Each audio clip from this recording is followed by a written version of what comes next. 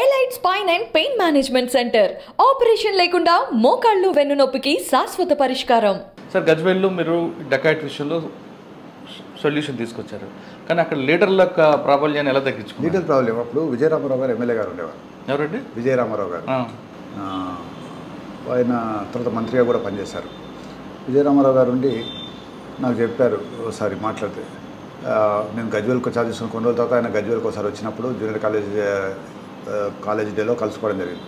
అన్నాడు, గజ్వేల్లో పనిచేయాలంటే ఎట్లా ఉండాలో మీకు తెలుసు కదా అన్నాడు. తెలుసు సార్ అన్న, చాలా అలర్ట్గా ఉండాలి, అటెంటివ్గా ఉండాలి, యాక్టివ్గా ఉండాలి, డైనమిక్ ఉండాలి. మరి అంటే ప్రతి ఒక్కరు అదే మాట అనమాట. అంటే గజ్వేల్ అనగానే అందరు భయపడారు. నాకున్న బలం ఏంటి అంటే, చాలామంది అయితే నన్ను మొదట్లో అనేవాళ్ళు, డిపార్ట్మెంట్లో రాకముందు ఈయన డిపార్ట్మెంట్లో సూట్ కాడనో మిస్ఫిట్ అనో ఈ రకంగా అనేవాళ్ళు కదా. అదే నా బలం కూడా. ఎందుకంటే నాకు ఎక్కడ పోయినా కూడా ప్రజలతోటి సత్సంబంధాలు ఉంటాయి. మహేందర్ రెడ్డి సార్ అయితే పీపుల్ ఫ్రెండ్లీ పోలీసింగ్ అని చెప్పేసి ప్రజలతో అని చెప్పినారు, ప్రజలతో పొలైట్గా ఉండాలని చెప్పినారు. ఆ పాలసీ నేను నా సర్వీస్ మొదటి నుంచి కూడా అదే మెయింటైన్ చేయడం జరుగుతుంది. ప్రజలతో సత్సంబంధాలు ఉండడం వల్ల పోలీస్ స్టేషన్కి వచ్చే ప్రతి ఒక్కరు కూడా నా దగ్గర ఎక్కడ పనిచేసిన నా దగ్గరకు వచ్చే వాళ్ళకి ఎటువంటి ఎక్స్పెక్టేషన్ లేకుండా పనిచేసి పంపిస్తాం. పోలీస్ స్టేషన్కి వచ్చేవారు బయట వెళ్ళినప్పుడు అనేక మంది చెప్తారు, పలానా పోలీస్ స్టేషన్కి పలానా ఎస్ఐ దగ్గరికి వెళ్తే మంచి రెస్పాన్స్ వస్తుంది, రెస్పెక్ట్ దొరుకుతుంది, పని చేస్తారు, ఎటువంటి డబ్బులు ఖర్చు కావు. ఈ ప్రజలకు మనము ఫ్రీగా అంటే ఎక్కడ కూడా ఖర్చు కాకుండా ఎటువంటి ఇబ్బంది లేకుండా మనం సర్వీస్ చేయడం అనేది చూసినాం. వాళ్ళు దేవుళ్ళలా కలుస్తారు. ఎంత అంటే మనకు పూర్తి స్థాయిలో వాళ్ళ సహాయ సహకారాలు దొరుకుతుంటాయి.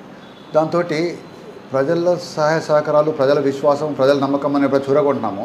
ఇంకా మనకు అక్కడ ఎవరితో ఇబ్బంది ఉండే అవకాశమే లేదు. అంటే మీరు ఫస్ట్ పోస్టింగ్లో మీకు వికే సింగ్ గారు పనిచేయడం, ఆయన గైడెన్స్ మీకు బాగా పనికొచ్చినట్లుంది. ఆయన కూడా ప్రజలతో ఎక్కువగా మమేకమయ్యేవారు కదా. సాధారణ ఉంటుంది. లీడర్లు చాలా వరకు చాలా సందర్భాల్లో కొన్ని సందర్భాల్లో డామినేట్ చేయాలని చూస్తారు.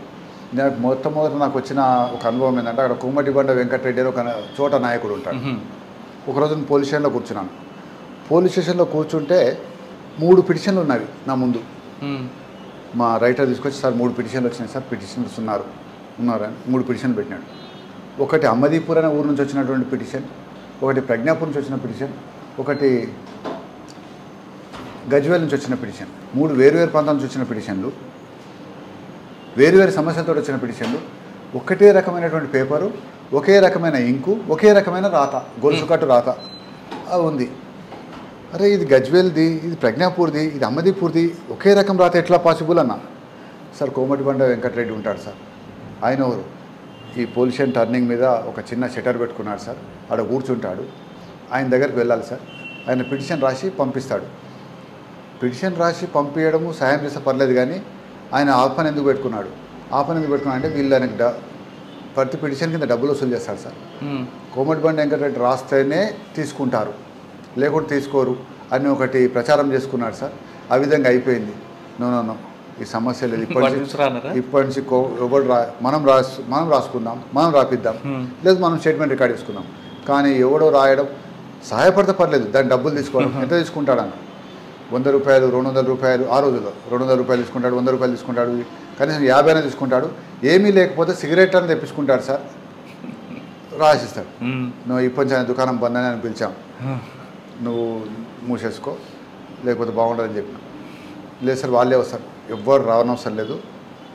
నెక్స్ట్ ఆయన రాత కనిపిస్తే ఆ పిటిషనర్కి చెప్పేవాడిని, ఇది ఆయనకు నీకు నేను రాయించుకుంటాను, అది ఇచ్చేసి నువ్వు ఇచ్చిన డబ్బులు తెచ్చేసుకో, నీకు నేను చేసుకుంటాను. ఈ రకంగా చేయడే ఈ దళారులు, మధ్యవర్తులు, వీడందరూ మూసుకున్నారు. దుకాణం బంద్ అయిపోయింది. ఫ్రీగా పని జరుగుతుంది, అందరికి స్పందిస్తున్నాం, రాత్రింబౌలు అందుబాటులో ఉన్నాం. సో మంచి పేరు వచ్చేసింది సార్. ఇప్పుడు గజ్వేల్లో రాకముందు కానీ దౌలతాబాద్లో కానీ మీరు టీచర్ ప్రొఫెషన్ నుంచి వచ్చారు. ఇక్కడికి వచ్చిన తర్వాత బూతులు మాట్లాడడం అనేది కొంచెం ఇబ్బందిగా అవ్వలేదా మీకు? అవసరమే లేదు, బూతులు మాట్లాడాల్సిన అవసరం లేదు, సందర్భం లేదు. మనము మాట్లాడే దాంతో పట్టి అవతల వ్యక్తిని, ఇప్పుడు 100 మందిలో మాట్లాడినా, ఒక్కరితో మాట్లాడినా, 1000 మందిలో మాట్లాడినా నేను గట్టిగా మాట్లాడతాను, ఆవేశంగా మాట్లాడతాను.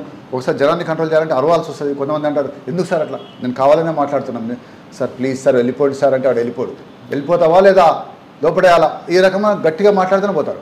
కానీ ఆ సమయంలో ఇప్పటి వరకు ఎక్కడ లా అండ్ ఆర్డర్ ప్రాబ్లం వచ్చినా కూడా మేము పోయి పరిష్కరించుకొని సాల్వ్ చేసుకొని వచ్చినాం తప్ప దాన్ని పెద్దగా పెంచి రాలేదు. అంటే మీ సర్వీస్లో ఎప్పుడు కూడా బూతులే మాట్లాడలేదు? 100% ఎక్కడ బూతులు మాట్లాడలేదు. దాంతో కూడా చాలామంది సార్ మీరు బూతులు మాట్లాడరు, కరప్షన్ చేయరు, డబ్బులు అడిగారు, ఎందుకు వచ్చారు సార్ అంటే మీరు ఏం మాట్లాడుతున్నారు, మీరు ఎటువంటి పోలీస్ కావాలని కోరుకుంటున్నారు? నేను పోలీస్ అంటే డబ్బులు వసూలు చేయాలి, బూతులు మాట్లాడాలి, వచ్చే వాళ్ళని తిట్టాలి, ఈ రకమైన పోలీస్ కావాలని మీరు కోరుకుంటున్నారా? నన్ను పబ్లిక్ లేదు సార్.